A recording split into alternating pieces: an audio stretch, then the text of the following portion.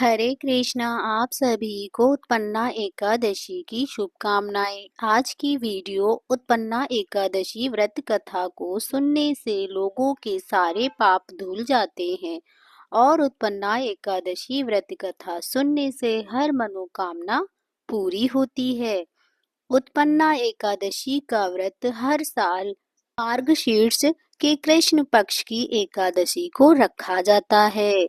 उत्पन्ना एकादशी को उत्पन्ना एकादशी या भगवान विष्णु के शरीर से एक कांतिमय रूपी वाली देवी का अवतार हुआ था, जिसके कारण एकादशी तिथि पर उत्पन्न होने के कारण देवी को उत्पन्ना एकादशी के नाम से भी जाना जाता है।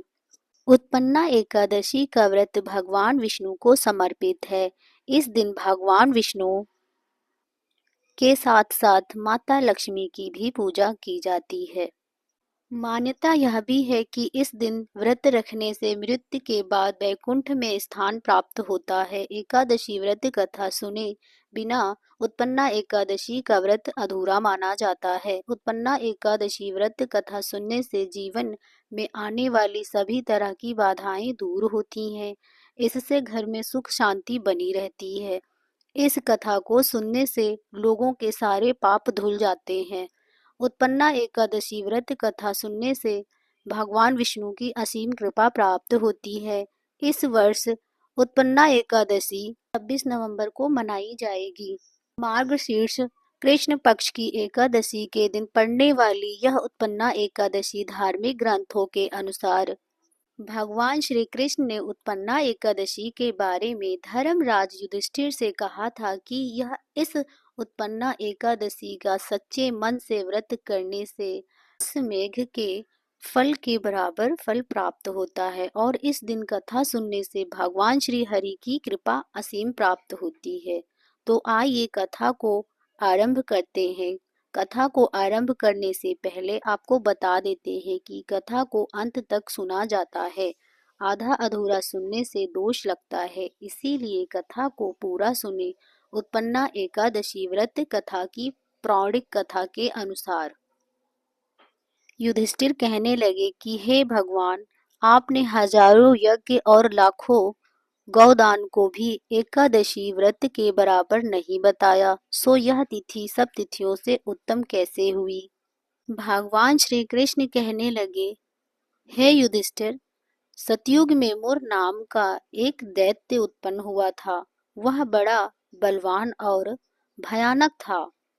उस प्रचंड दैत्य ने इंद्र इत्यादि वाशु, वायु, अग्नि आदि सभी देवताओं को पराजित करके भागा दिया था। तब इंद्र सहित सभी देवताओं ने भयभीत होकर भगवान शिव से सारा वार्तालाप कहा और बोले, हे कैलाशपति, मुर दैत्य से भयभीत होकर सब देवता मृत्यु लोक में फिर रहे हैं। तब भगवान शिव ने कहा, हे देवताओं, तीनों लोकों के स्वामी, भक्तों के दुखों का नाश करने वाले भगवान विष्णु की शरण में जाओ।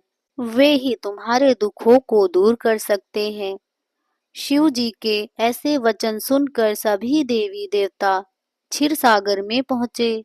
वहां भगवान विष्णु को शयन करते देख हाथ जोड़कर उनकी स्तुति करने लगे कि हे देवताओं के द्वारा स्तुति करने योग्य प्रभु, आपको बारंबार नमस्कार।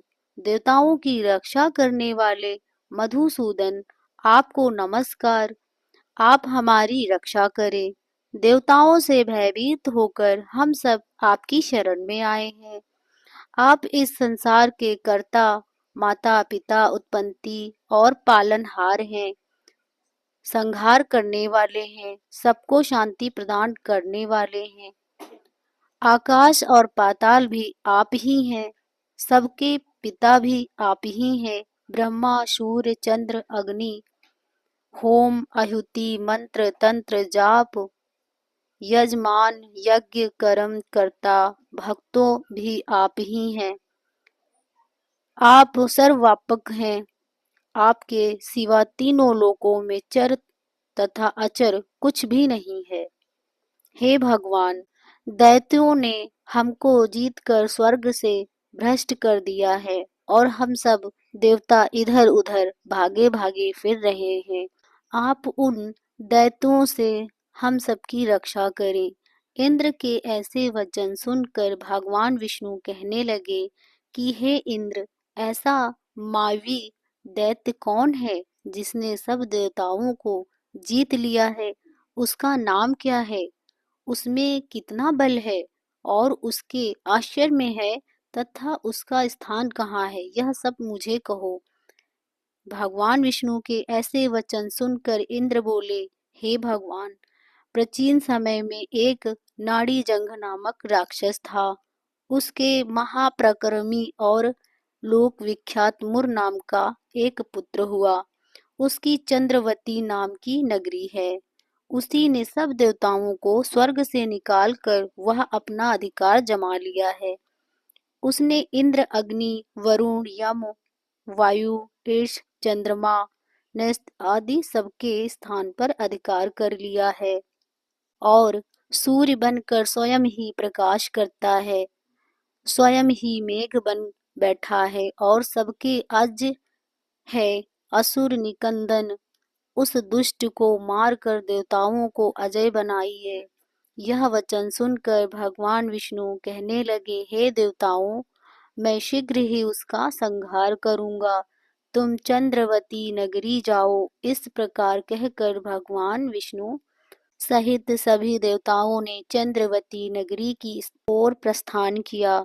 उस समय जब दैत्य मुरसेना सहित युद्ध भूमि में गरज रहा था, उसकी भयानक गर्जना सुनकर सभी देवता भय के मारे चारों दिशाओं में भागने लगे।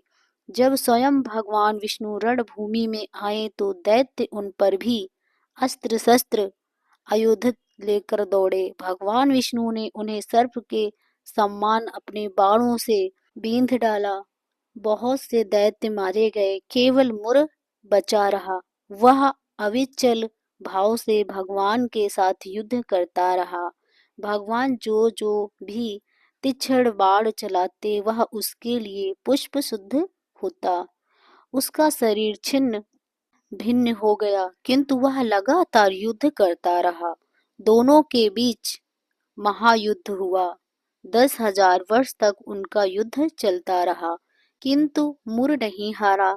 थक कर भगवान बद्रिकाश्रम चले गए। वहां हेमवती नामक सुंदर गुफा थी। उसमें विश्राम करने के लिए भगवान विष्णु उसके अंदर प्रवेश कर गए। यह गुफा बहुत लंबी थी और उसका एक ही द्वार था। भगवान विष्णु का योग निद्रा की गोद में सो गए। मुर भी पीछे पीछे आ गया और भगवान को सोया देखकर मारने को आघात हुआ। तभी भगवान के शरीर से उज्जवल कांतिमय रूपी वाली देवी प्रकट हुई। देवी ने राक्षस मुर को ललकारा, युद्ध किया और उसे तत्काल मौत के घाट उतार दिया। श्री हरि जब योग निद्रा की गोद से उठे तो सब बात को जानकर उस देवी से कहा कि आपका जन्म एकादशी के दिन हुआ है, अतः आप उत्पन्ना एकादशी के नाम से पूजी जाओगी। आपके भक्त वही होंगे जो मेरे भक्त हैं। जय श्री हरि। कथा सुन रहे भक्तों, कथा सुनने के बाद जय श्री हरि का जयकारा अवश्य लगाएं और कमेंट में जय श्री हरि अवश्य लिखें। अगर आप हमारे चैनल पर नए आए हैं तो ऐसी ही वीडियो देखने के लिए हमारे चैनल को सब्सक्राइब करें और एक लाइक अवश्य ही करें। और एकादशी व्रत की कथा सुन रहे सभी भक्तों के सभी कष्ट दूर हों।